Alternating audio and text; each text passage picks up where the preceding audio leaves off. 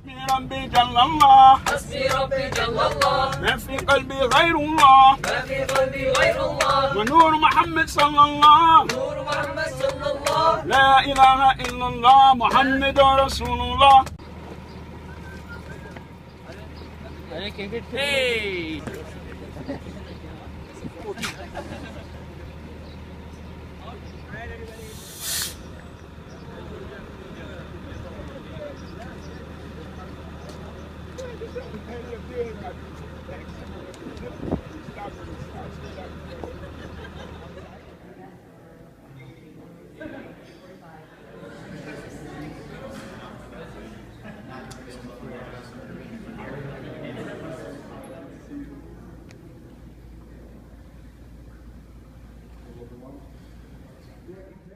And in that solitude, if you don't find a connection with Allah, then all these fake connections that you have, and I have, that are not really based in the relationship with Allah, they will all disappear.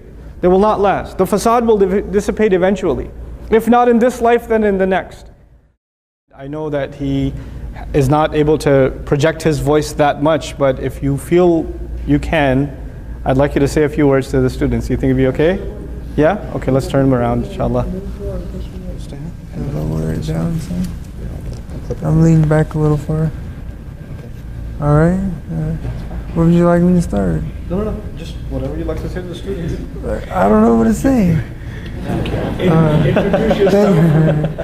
Thank you all for coming here and praying, and thank you, Ustadh, for coming here and giving khutbah. And I'm really blessed to have all of you here, and it's an honor.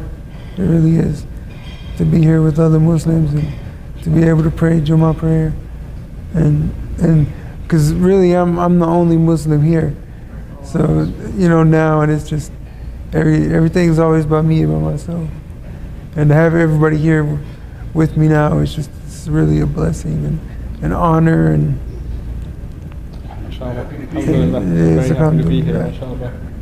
Very, very happy to be here. It's good to see all of your faces. And, are you too nervous to recite something? I'm not too nervous to recite something. All right. You'd like me to recite? What would you like me to recite? Your favorite ayah? My favorite? Let me think. Okay. I don't know. All right. أعوذ بالله من الشيطان الرجيم بسم الله الرحمن الرحيم لإيلاف قريش إيلافهم رحلة الشتاء والصيف فليعبدوا رب هذا البيت الذي أطعمهم من جوع وآمنهم من خوف.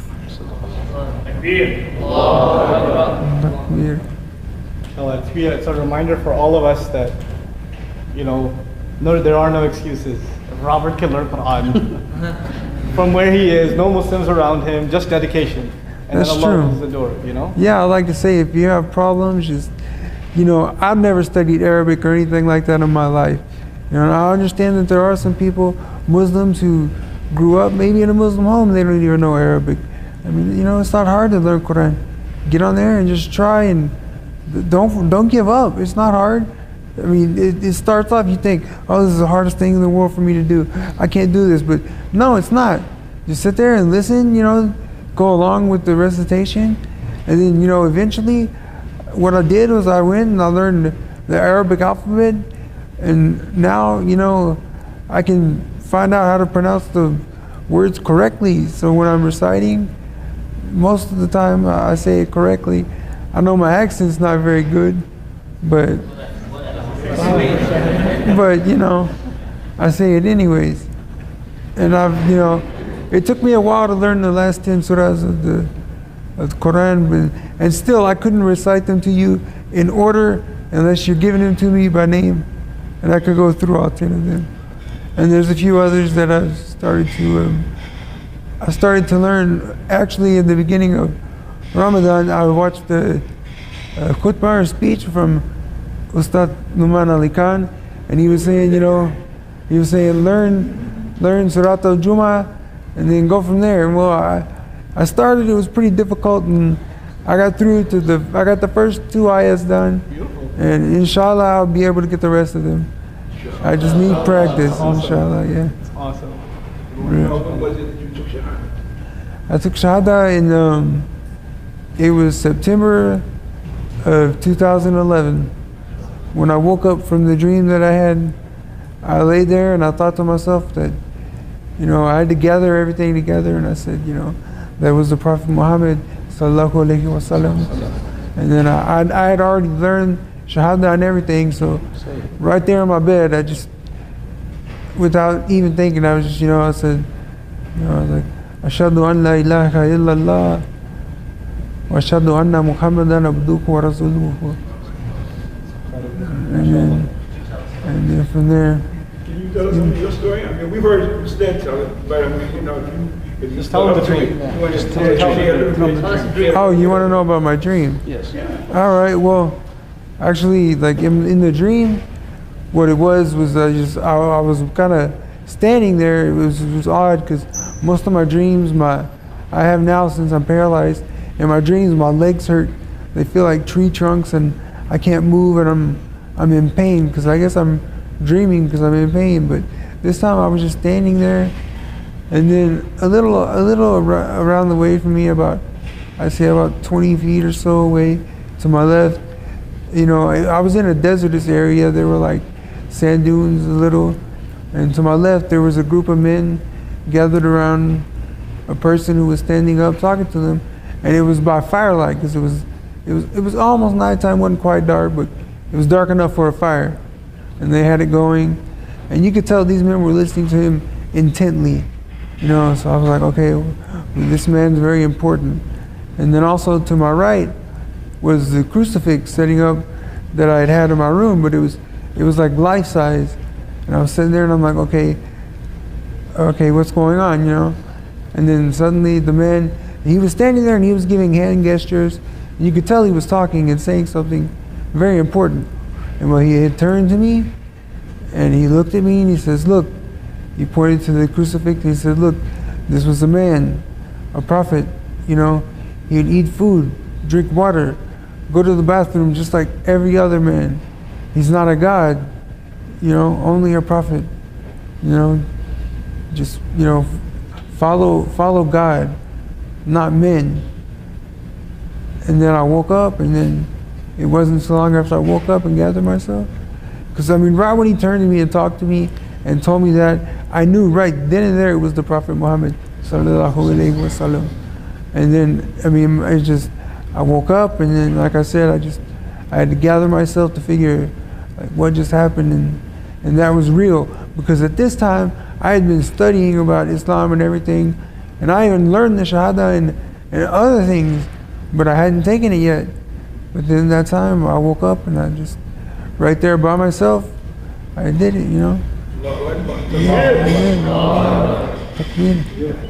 And since then, I'd say for the first year and 3 or 4 months, I was just trying to study on memorizing Quran and you know, reading, and that was it. And never did I even think about understanding it, because you know, as a non-Muslim reading it, there's a lot of stuff in there that you don't understand. And then I was searching for how to understand. Then I found Ustadh Nouman Ali Khan's tafsir videos, and they appealed to me very good. I mean, he speaks in an American accent, and he speaks. You know, it's not only that, it's just he speaks to a younger audience, you know, and you know, it just appealed to me. And then I noticed that as I was studying, you know, surahs, and then I would study it, and at the same time I would watch his tafsir videos and understand the ayahs I was talking about and what was going on at that time when it was revealed, you know, and what was happening, you know, to put the ayah with the historicity where it's going on, you know, like where when it was revealed, whether it was Mecca Surah or Madani revealed, and then it helped me just understand everything so much. And then it made my iman even stronger, you know. And then I knew even more how certain I was, you know. And people, like someone that asked me on Twitter, like, or my cousin just said, you know, well, why do you believe in Muslim and all this? And he wanted a big explanation from me. And, you know, I told him, I was like, because, you know, I believe in the prophethood of Muhammad sallallahu alaihi wasallam, and I believe that his revelations were from Allah subhanahu wa ta'ala. And, you know, and that's what I believe in my heart, and that's what I'm going to follow. You know, and even if I didn't want to, you know, I couldn't disbelieve. And I just try to remain steadfast in the salah. And of course everyone's mind goes up and down, but it's always there, you know. And I just have to just always have dhikr of Allah, you know, just always have, you know, every day as always, astaghfirullah, alhamdulillah, you know, and I just stay. And being in this condition that I'm in, it's not easy to stay satisfied and happy. I can't do anything for myself, and sometimes if I ask somebody to do something, it'll take them quite a long time. And I was never a very patient person, but, you know, after I became Muslim and I studied more and read, I realized, you know, I have sabr now, and I can wait, and I can calm myself down, and just remember when they take it too long, I just astaghfirullah, astaghfirullah, astaghfirullah, astaghfirullah, astaghfirullah, and eventually they come. How's the family dealing with your Islam these last couple of years? No, my mother, she supports me in my decision. At first, well, I can tell you this, people. This is I converted for a month, and I was talking to my mom, and I didn't say anything, and I said, well, what would you say if I told you I was thinking about converting to Islam? And she's like, well, I wouldn't like it. I'm like, well, what would you say if I told you I had already converted? And the first thing she said was, so you want to go blow up people? And I was like, oh, no, you have the wrong idea. And then eventually over time, as I talked to her, and I even gave her Quran to read, and she read some, you know, and she understands me now, and she supports me. And my father had a different reaction, and, you know, from his experience, he had thought that, he told me, well, son, only black people are Muslims. And I was,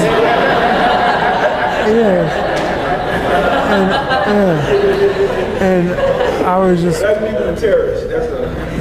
and I was just like, Dad, there's over, 1.5 billion Muslims in the world. They're of all races and colors and everything. And then the next time I talked to him, especially after the video came out, and I got a lot more Muslim friends on Facebook and stuff, my dad finally said and talked to me, and he's like, it's okay. What you want to, if you want to find your way to God that way, then that's your decision. You know, my sister, she doesn't approve of it very much. She likes to she keeps her distance. I try to talk to her about Islam, and I gave her Quran, but she won't read. And then I gave my son Quran, and I talked to him he reads some, but he tells me I don't believe in organized religion and all this stuff. He's 16 years old, and he's real. I don't know. And he's one of the kids now these days who they're about video games and friends and being bored. You know, that's all they do. So I'm just like, I'll give you some answers, some ideas how to help them that job. I would appreciate that. And so, but he's respectful to me, and he's still gonna read the rest. I'll talk to him, and I'll keep talking to him about Islam and everything. And then I have a Christian cousin who he's real supportful of me. And, I told him about it, and he didn't say anything bad. And he doesn't try to, well, he pray. He tells me he prays for me all the time. And he'll even in my room, he'll ask me, can I say a prayer? And I allow him to. I don't want to disrespect him and be like, No. And so the family's okay, actually. They're really good. And actually, I had talked to my brother a lot about Islam and everything, and he liked it and everything. And and I got him to take Shahada, actually. And actually, he's the one. If you look at my Facebook page, he's the one with the thobe on, the white thobe. He's the one. He kind of looks like me a little. He's a little more chunky though. And he's 4 years younger than I am, but I look younger, of course, not. But right. But I got him to take Shahada, but he doesn't practice, but I'm still going to talk to him more, and I believe I can get him to do so. With the faith. Thank you so much. You're welcome. I know you need your rest too. Yeah. Oh, of course, yes. Can I ask you a quick question? Yes, please. Can you describe the Prophet ﷺ for us? Like describe. Can you describe how he was in the dream? Well, like I say, it was in the distance, and what I could see was, well, he was. I would say he was about 5'11" maybe that tall, because he was taller than the people he was speaking with. Because some of them were sitting down and some were standing up, and he was definitely. He had a head wrapping like it was wrapped from like around his head and then down and then like across like to one side, like like over his shoulder, like up kind of high. I can't really, my descriptive powers, I'm not very articulate, my descriptive powers are very lacking, so I couldn't tell you exactly, but when he had turned to me to talk, like the shadows from the flame, the fire, because when there's firelight, it puts off shadows in every direction, so when he had turned to me to talk, I couldn't really see his face, I could see the white of his teeth, and when he talked to me, it was in a very calm voice. Like, he didn't yell at me like, this man is only a prophet, he's not a god. He just moved his hand towards the crucifix and said it in a very calm voice. It's just like, in a convincing voice also. And it was just like, and I mean, right when he turned around, I knew exactly who it was, because I know people, everybody dreams, and when you dream, you know that a person's there. They don't have to announce themselves, but you just know exactly who they are. And that's when he turned, and I was like, whoa. And yeah. Only very special people get to see the Prophet Sallallahu Alaihi Wasallam. You know that, right? And Shaitan cannot take the appearance of the Prophet Sallallahu Alaihi Wasallam. Anybody else but the Prophet Sallallahu Alaihi Wasallam. That's cool. So Allah Subhanahu wa Ta'ala showed something special. It's for you. I took it to heart, and like I said, I woke up, took Shahada, and then I started to learn, and I've been trying to keep my mind straight, stay steadfast, and be on the straight path, and being in a place like this, and being in the condition I'm in, trust me, it's very difficult, but I do it. I stay happy. I'm not depressed. I get angry like any human would, but I don't get depressed. I'm happy. I mean, anyone who meets me could tell me that, you're a happy person. And I'll be honest, before I converted, I was a mean person. I mean, I was content, but I wasn't necessarily happy. I was angry towards other people. I treated people bad and everything. But then afterwards, my treatment of people, I watch what I say. I watch my tongue, and I think about what I'm going to say to somebody before I say it. And I remember, because I want to speak. Yeah, because I want to speak to people softly and with good words. Sometimes they're not as good as I'd like them to be. Thank you so very much. Oh, you're welcome. Exhaust you more. الله الله